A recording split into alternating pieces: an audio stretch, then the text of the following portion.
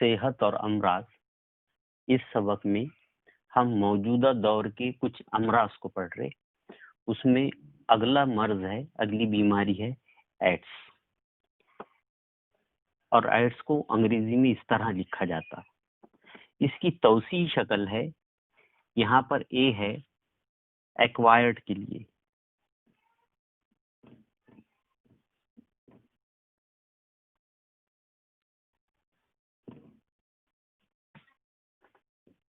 आई है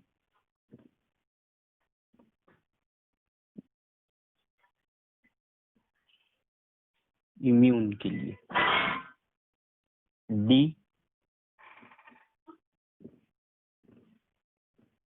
डिफिशियेंसी के लिए, और एस सिंड्रोम के लिए। एक्वायर का मतलब है हासिल करना। इम्यून यानी कुव्वत मदाफियत।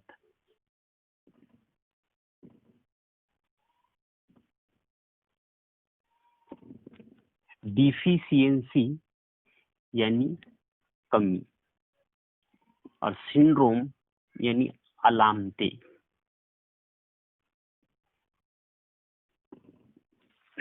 ये है एड्स की तौसीह शक्ल। अगर इसको आप समझना चाहें तो एक्वायर्ड यानी हासिल करना। पहला ही लफ्ज ये जाहिर करता कि ये बीमारी हम हासिल करते। आमतौर पर हमको बीमारियां होती, लेकिन ये बीमारी हम हासिल करते। और जाहिर सी बात है कि कोई भी बीमारी को हासिल करना नहीं चाहेगा, लेकिन यहाँ पर हासिल करने से मुराद ये है कि जब आपको बता दिया गया कि फला चीजों के बारे में एहतियात करो और आप एहतियात नहीं कर रही, मतलब आप लापरवाही कर रही, और लापरवाही की वजह से आपको बीमारी हो रही, इसलिए ये लफ्ज इस्तेमाल किया जा रहा एक्वायर्ड यानी हासिल करना। यानी आप लापरवाही कर रहे, गोया आप बीमारी को हासिल कर रहे, इसीलिए आप ये बीमारी में मुब्तला हुई है। कुव्वत मदाफियत यानी बीमारी से लड़ने की ताकत, और डिफिशियंसी यानी कमी। इस बीमारी में इंसान हासिल करता, क्या हासिल करता? कुव्वत मदाफियत की कमी को हासिल करता। यानी इंसान की जिस्म की बीमारी से लड़ने की ताकत कम हो जाती, और बीमारी से लड़ने की ताकत कम होने की वजह से कुछ अलामतें जाहिर होती, और अलामतें सिर्फ ये जाहिर होती कि इंसान को जो भी बीमारी होती वो जल्दी अच्छी नहीं होती। क्यों नहीं होती? क्योंकि उसकी कुव्वत मदाफियत कम हो गई, क्योंकि उसकी कुव्वत मदाफियत में कमी वाक़ हो गई। तो ये है एड्स की तौसीह शक्ल, एक्वायर्ड इम्यून डिफिशियंसी सिंड्रोम। अब बीमारी की वजह क्या है?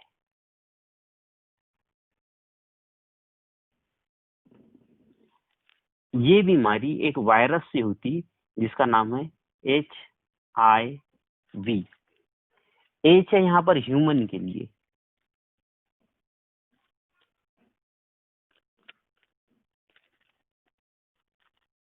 आई है यहाँ पर इम्यूनो के लिए,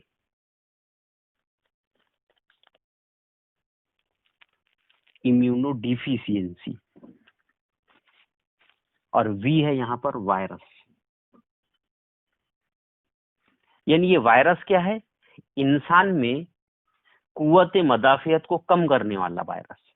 यानी ये वायरस ऐसा वायरस है कि जो इंसान के जिस्म में दाखिल होने के बाद उसकी कुव्वत मदाफियत को कमजोर कर देता। और आपको पहले से पता है कि इसी वजह से इंसान को जो भी बीमारी होती वो जल्दी अच्छी नहीं होती। तो यह बीमारी की वजह। अब हमको पढ़ने का है बीमारी का फैलाव।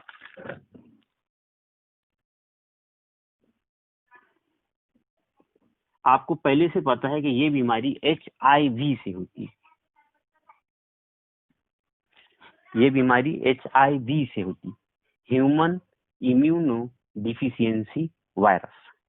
अब ये वायरस एक इंसान के जिस्म में दाखिल किस तरह होता? तो दाखिल होने के जो मुख्तलिफ तरीके हैं वो आपको बताता मैं। सबसे पहला है गैर महफूज जिनसी ताल्लुकात।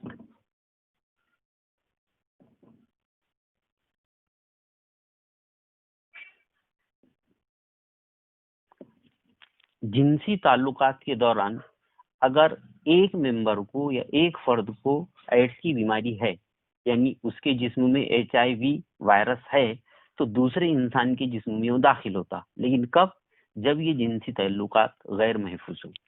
दूसरी वजह, हामिला माँ से होने वाले बच्चे को, अगर कोई हामिला माँ है, उसके पेट में बच्चा है, और अगर उस औरत को, उस हामिला औरत को अगर HIV है, वो HIV पॉजिटिव है, यानी उसको एड्स की बीमारी है, तो उससे होने वाले बच्चे को ये बीमारी होने का खतरा बहुत ज्यादा रहता।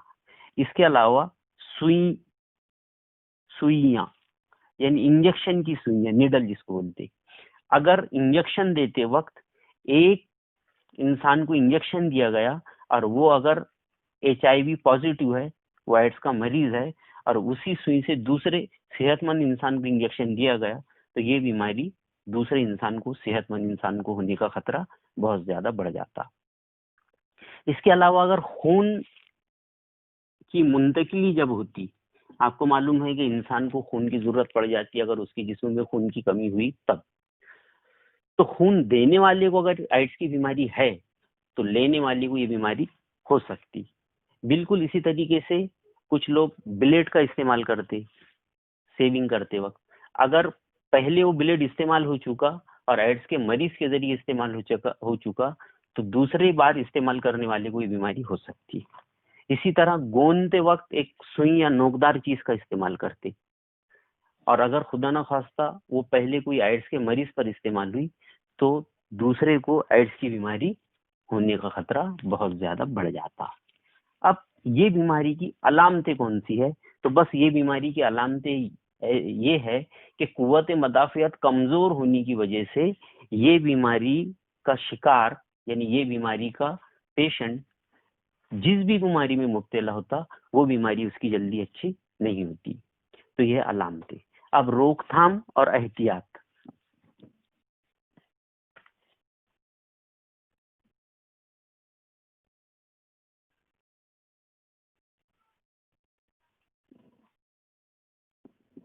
अब जिन वजूहात से ये बीमारी होती, उन वजूहात को हमको खत्म करने का है। जैसा मिसाल के तौर पर, गैर महफूज जिनसी ताल्लुकात करने की वजह से ये बीमारी होती, तो गैर महफूज जिनसी ताल्लुकात रखने से या करने से परहेज करना चाहिए, यानी जिनसी ताल्लुकात के दौरान एहतियात बरतना चाहिए। उसके बाद इंजेक्शन लेते वक्त, जाहिर सी बात है कि इंजेक्शन लेते वक्त सुई की वजह से ये बीमारी फैल सकती। इसीलिए एक जो नया तरीका भी नए जमाने में इस्तेमाल किया जा रहा, कि यूज एंड थ्रो वाला तरीका, यानी निडल का या सिरेंज का आप एक बार इस्तेमाल कर रहे, तो दोबारा उसका एक बार इस्तेमाल किया जाता और उसके बाद दिया जाता, उसको दोबारा इस्तेमाल नहीं किया जाता। खून की मुंतकिली, खून देने के पहले, जरूरतमंद इंसान को खून देने के पहले खून की अच्छी तरीके से जांच कर लेनी चाहिए, ये मालूम करने के लिए कि कहीं देने वाले को एड्स की बीमारी तो नहीं है। अगर एड्स की बीमारी है उसको, तो फिर खून देना, उस पर्टिकुलर इंसान का खून लेने से परहेज करना चाहिए। फिर बिल्कुल उसी तरीके से ब्लेड के इस्तेमाल के दौरान आपको एहतियात करना पड़ेगा। इसके अलावा गोंदते वक्त एहतियात करना पड़ेगा। ये तमाम एहतियात अगर किए गए तो एड्स के फैलाव पर हम काबू पा सकते। लेकिन इसके पहले एक बात और ध्यान में रखना है आपको, कि एड्स की बीमारी एड्स के मरीज से बातचीत करने या उससे हाथ मिलाने या उसके साथ खाना खाने या उसके साथ वक्त गुजारने से हमको नहीं होती। अगर आप तीमारदारी करने के लिए गए एड्स के मरीज की, तो भी आपको ये बीमारी नहीं होती।